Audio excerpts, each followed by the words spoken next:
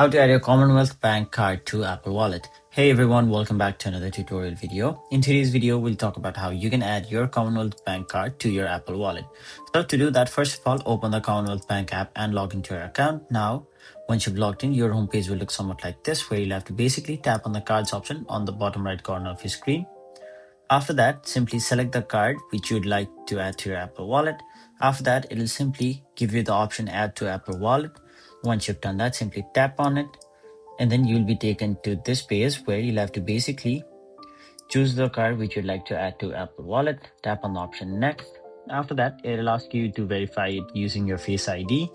And once you've done that, you'll be again taken back to the Commonwealth Bank app where you'll have to accept the terms and conditions. Tap on the option agree.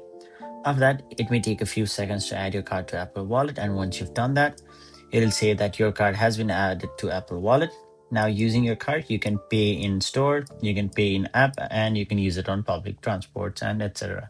So that's basically how you add your Commonwealth Bank card to your Apple Wallet. That was it for this video. Hope this video was helpful to you guys. And if it was, make sure you like this video and subscribe to our channel so that you don't miss out on further videos such as these.